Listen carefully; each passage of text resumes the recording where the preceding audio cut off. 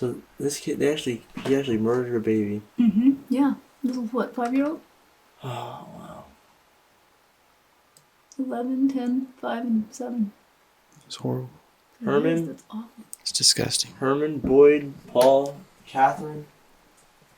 If any of you are in here, could you please speak to us? You want to come in here and speak with us, possibly?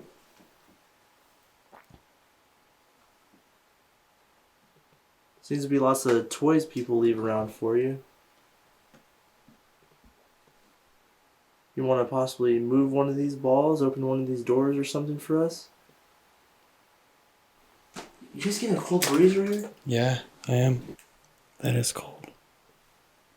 You feel that? Wow. Feel that? Do a temperature check. What's the temperature in here? 60.2, and the temperature is dropping here. Ma'am, if you can please speak with us again, we would appreciate it.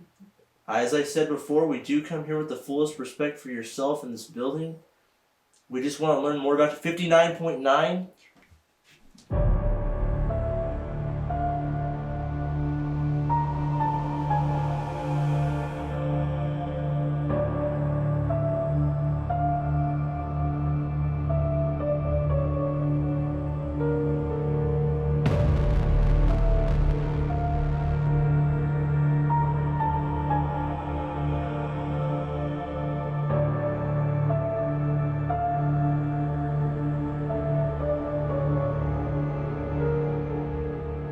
Hello everyone and welcome to the first ever episode of Formula of a Haunting, The Evidence. This is going to be a video series where Mustafa and I break down case logs going back to 2006 with the American Paranormal Research Association, the organization I founded in 2006. You're going to see a series of videos showing the protocol, the methodology, and the data that we've collected over the years. And we're going to show you how we got to the point we are today with our research, with our methodology, and hopefully bringing all this together to make the classification system. So we're very excited to show you guys this new series, and we're going to start with the Villisca Axe Murder House, the J.B. Moore family home.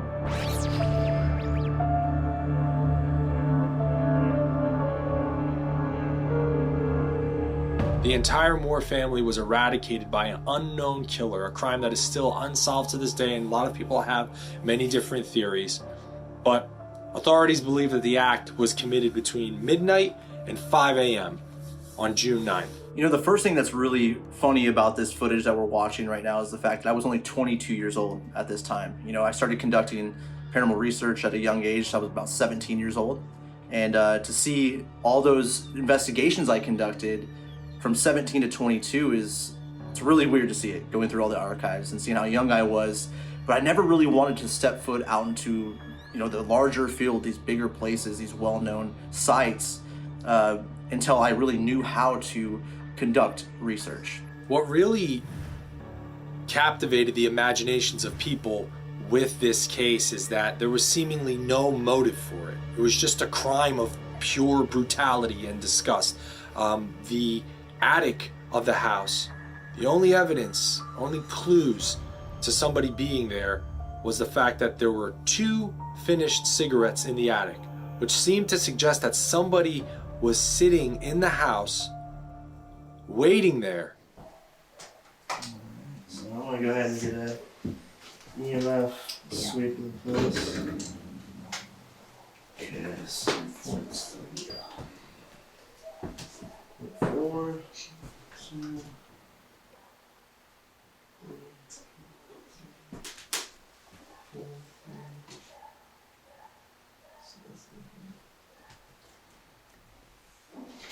I'm not so far I'm not flushing anything over a 0.4 in the house.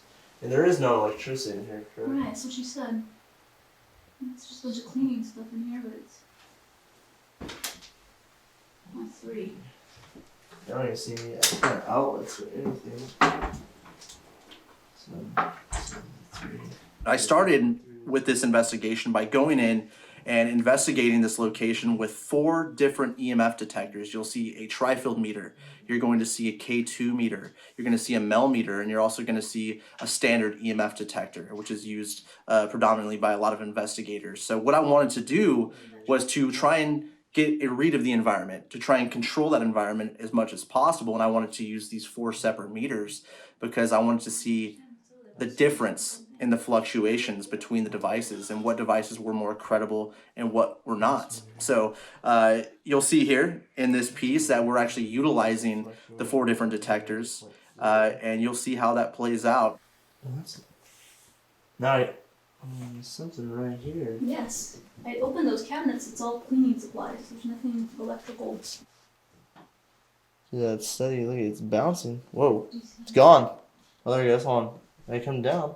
It needs to be right here on this chair, but I don't see.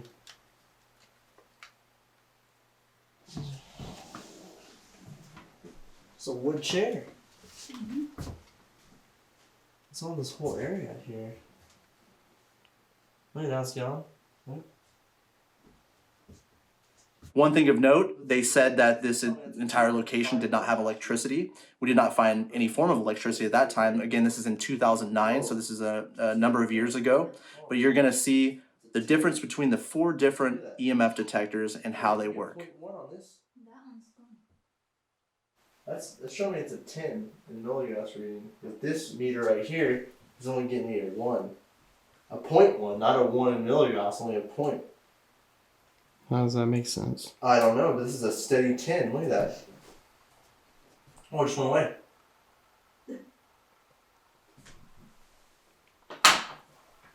Look at this. Look at those meters. Keep her flashlight right there. It's a point, that's a 0 on that. And then that shows me it's a 10 on the milligauss.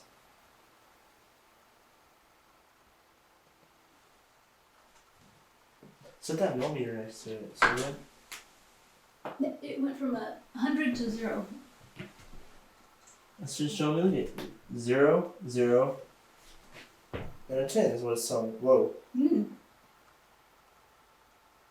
And a lot of what you're going to see in this clip is what you don't see on TV, what you don't see in some of the various online paranormal investigations. You don't see the work that actually goes into it, the actual sweeps of a building, finding the environmental conditions, trying to find out exactly what the natural conditions are, finding your base and going from there. So you're going to see some more of the boring side of the paranormal investigation protocol and methodology. But again, this all leads to a bigger picture, right? We start to see a pattern emerge. We start to see what the natural conditions are. Things start to change in the environment, and that leads to a major piece of data. Now we're here just to possibly speak with you and possibly document your presence. I'm sure that you know how these devices work. I know there's been a lot of people in here before. And it's just like, The trifolds.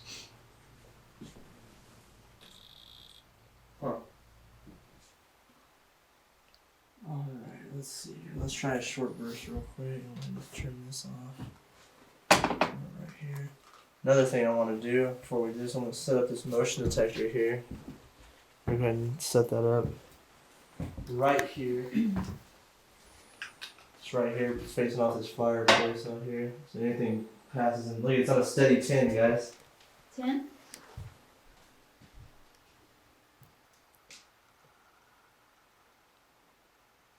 You guys just hear that? Hello? Look, that 10's gone now.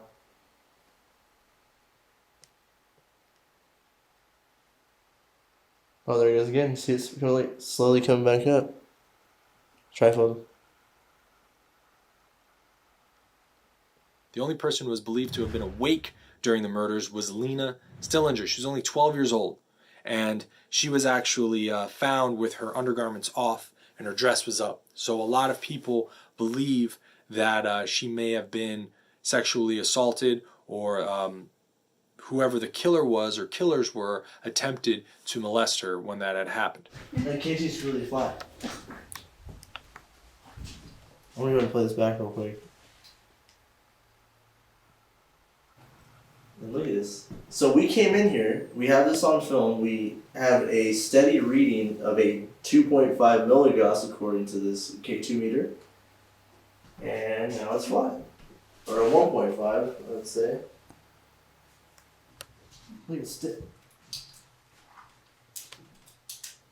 I'm gonna take a picture. Yeah, please, it's right here. It's gonna flash. The tri-fill just went off again. Yeah, I hear it. Look, it's steady again, guys. Look at that. Joe.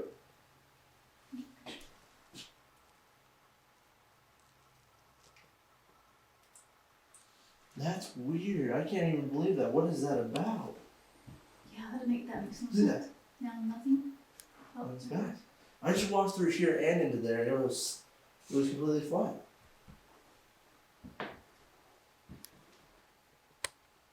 That is weird. I don't get that. We start to see what the natural conditions are. Things start to change in the environment, and that leads to a major piece of data, and a piece of data that has been reviewed and has been tested by a third party, a professional from a technical industry, has been through a spectrum analysis, has been looked at, and we could not find a natural explanation for it. Can we say it's a ghost? No, but can we say it's unexplainable? Yes, we can do that. But again, it's all about third-party scrutiny, opening ourselves up to that third party, and really trying to find the natural explanation first.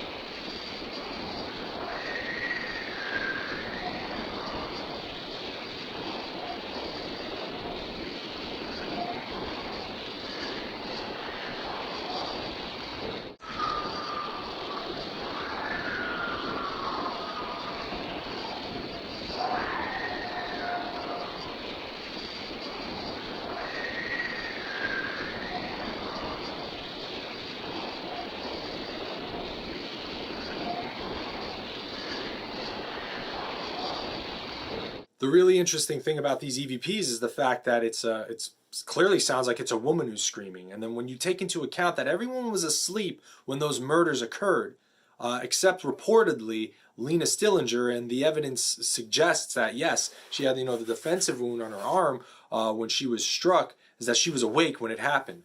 So possibly, could we have caught an EVP of her in that moment, as sad as it is to think about? Is that what we captured? Is that some kind of residual energy in that moment of time that we were able to capture of when she realized that she was being attacked?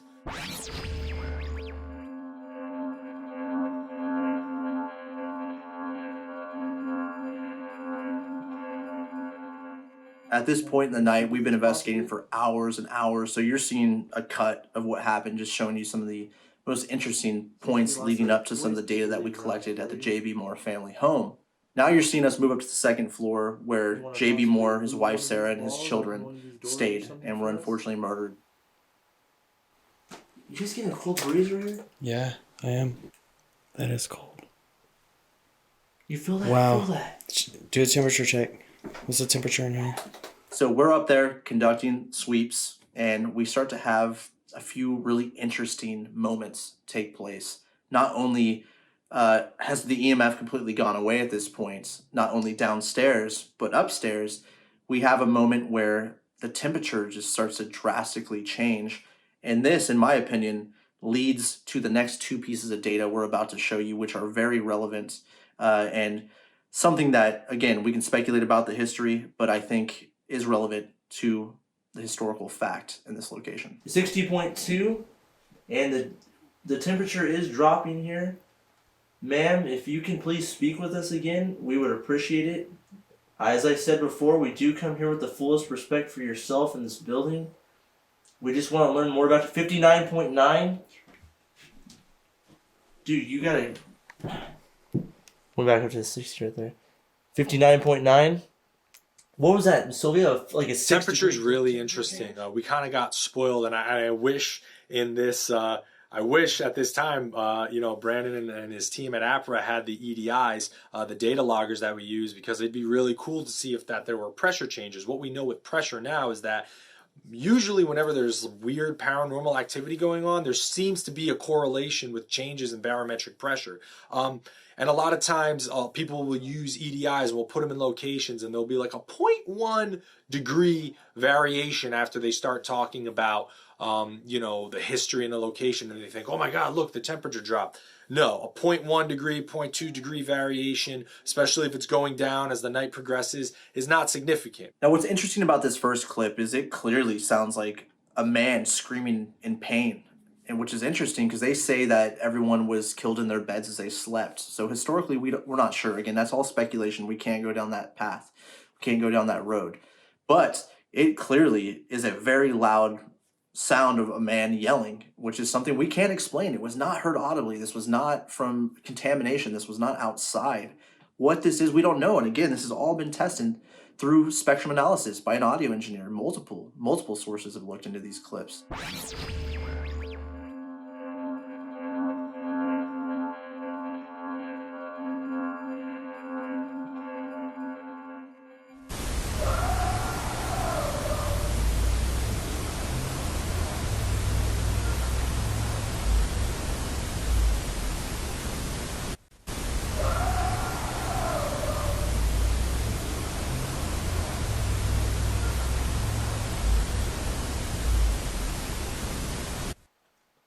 It's at SETI 60 now, guys. It was. That's so strange. That is strange. Play it back. I can feel this physical cool 59.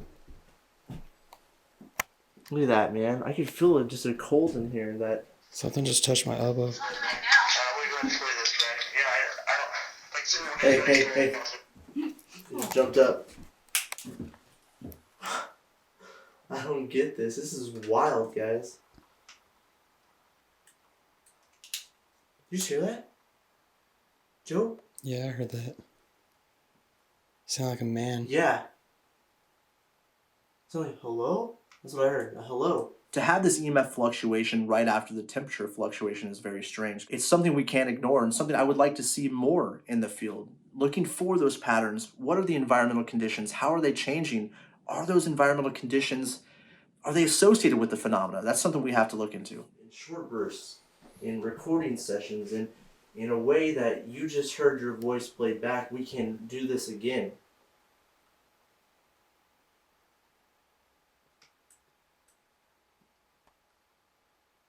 Are you okay? Is everything okay? Are you okay with us being in here with you?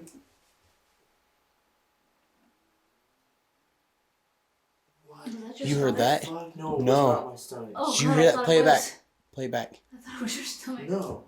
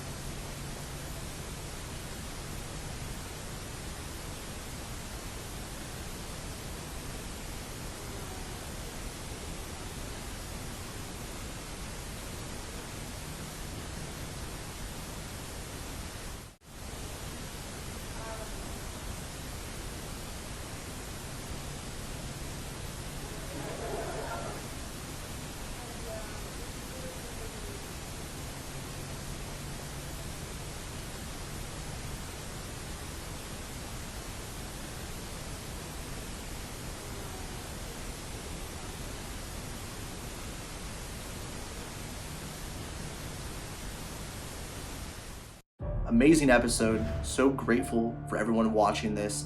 We can't wait to share more with you guys. We have more episodes coming up, more locations, amazing data, and showing you what we call the formula of a haunting. So again, thank you guys so much for watching our first episode of Formula of a Haunting, The Evidence. We'll be back with more, and get ready for our upcoming book in 2021. We're very excited for its release.